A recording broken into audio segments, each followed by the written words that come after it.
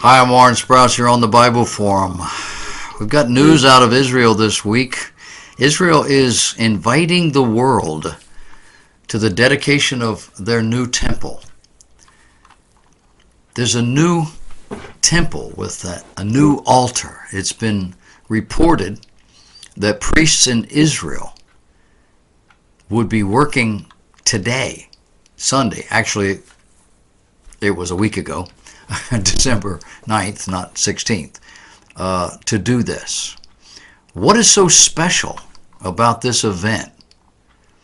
Well, in 1948, Israel was reestablished as a nation in her traditional home, more than 1,875 years after her disbursement, what is called the diaspora, in 70 A.D.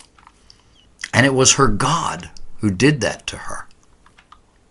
In 2007, the reestablished Sanhedrin, a group of 71 considered religious judges, the word literally means sitting together, purchased a herd of sheep in anticipation of reestablishing the sacrificial system, in anticipation, therefore, of a third temple in Jerusalem. On the last evening of Hanukkah, the Festival of Lights, from Monday, December 10th, which would have been Monday, December 10th of this year, 2018, this reestablished Sanhedrin planned to offer a sacrificial lamb, renewing the traditional and legally prescribed offering. The Festival of Lights preceded the rededication of the temple in Jerusalem after defeating the Seleucids in the 2nd century BC. Therefore, this celebration is designed to prefigure the building of the third temple on land controlled by Jordan. Can you say Islam? Some believe this is an ill-conceived project, fraught with all sorts of dangers, while others are reveling in the anticipation. A full-dress reenactment of the Korban Olah Tamid, the daily offering, will also take place, with the Kohanim, the Jewish men of the priestly caste who have descended from Aaron, will be wearing biblically mandated garb, leading the ceremony. Where the event takes place is not yet known as of the writing the article that I found. The city of Jerusalem is dealing with security concerns because the ceremony could set off Muslim protests or violence if performed in view of the Temple Mount.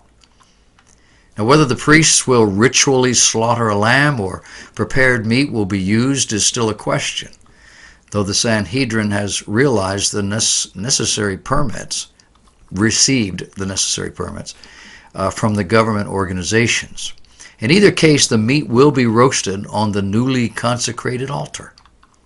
The Sanhedrin is the name given to the Council of 71 Jewish sages who constitute the Supreme Court and the legislative body in Judea during the Roman period. It continued to function for more than 400 years after the destruction of Temple. There have been several Orthodox attempts to reestablish it since that time. The current attempt to reestablish the Sanhedrin is generally referred to as the nascent Sanhedrin, or the developing Sanhedrin, or the reestablished Sanhedrin. A large menorah will be lit as part of the ceremony. According to Jewish tradition, the tabernacle and Aaron the priest were consecrated for service on the last day of Hanukkah. The rabbi said it is fitting that we should invite the nations to the ceremony, since Hanukkah is about bringing light to the darkness. The Jews were meant to do this for the entire world, he said, quoting Isaiah 49:6, which reads, "And he said, It is a light thing that thou shouldest be my servant to raise up the tribes of Jacob, and to restore the preserved of Israel. I will also give thee for a light to the Gentiles, that thou mayest be my salvation unto the end of the earth."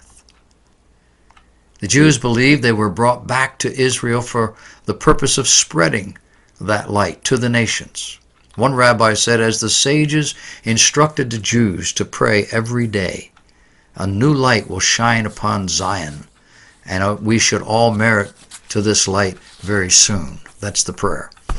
The light of Torah, which comes from Zion, is symbolic of the hidden aspects of God. But here's the tricky part. The ceremony will also be part of the Sanhedrin's ongoing effort to establish a Bible-based international organization to replace the United Nations.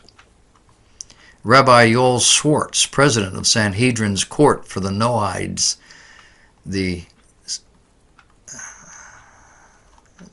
offers us the 7 instructions from God to Noah, explaining: do not worship false gods, do not murder, do not steal, do not be sexually immoral, do not eat a limb removed from a live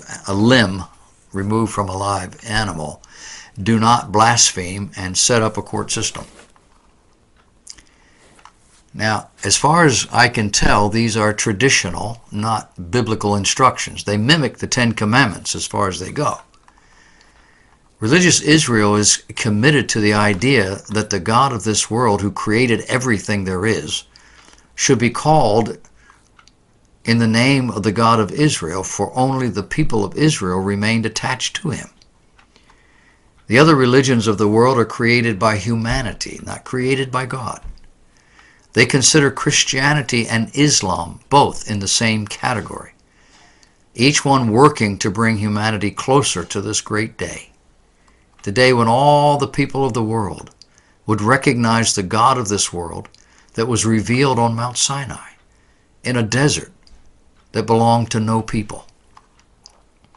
The 10 Commandments given at that time have been preserved by Israel and written in the only book printed in all the languages of the world, something hinted at by the prophet Zephaniah. We read in Zephaniah chapter 3, verse 9, "For then I will make the peoples pure of speech, so that they all invoke Hashem by name and serve him with one accord." The nations of the world have been invited to this celebration, quote, "to receive its blessings," end of quote. The altar has been prepared with stones made of aerated concrete and fit for use in the temple. Excuse me. The current stones are in loose form, ready to be moved to the Temple Mount and stored so they would be available at a moment's notice. But there are also plans to recreate the pieces from actual stones, considered the ideal material from which to build the altar. Now, specifically, the Arab nations have been invited to prepare for their role in the construction of this temple. They were invited as the sons of Ishmael. This dedication will occur during the celebration of Hanukkah with a full-dress reenactment of the daily offering.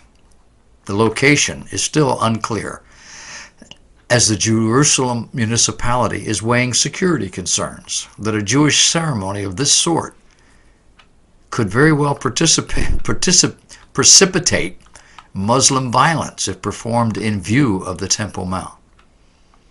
Also at question is whether the Kohanim will ritually slaughter a lamb, or whether prepared meat will be bought. The Sanhedrin has received all the necessary permits. They're just waiting for the municipality to approve that part of the ceremony. In either case, the meat will be roasted on the newly consecrated altar. A large menorah will be lit as part of the ceremony. Rabbi Hillel Weiss explained the significance of the ceremony being held on the last day of Hanukkah. He said, according to Jewish tradition, the tabernacle and Aaron the priest were consecrated for service on the last day of Hanukkah. Therefore, it is fitting that we should invite the nations to the ceremony, since Hanukkah is about bringing light to darkness, and the Jews were meant to do this for the entire world. Now, the declaration itself explains, we are very close to the time about which the prophets of Israel prophesied that the God of the world, who created everything, will be called by the world in the name of the God of Israel, for only the people of Israel remained attached to him. This is a very significant event in the life of Israel. This was an article I intended for last week before my voice went bad, so it's dated. I have yet to hear anything that happened over this last couple of weeks, this time period. But I'm looking forward to seeing whether they actually did this. And if they did, what was the reaction? I don't think it created a violent uprising. We would have heard of that. But this is a movement closer to the end.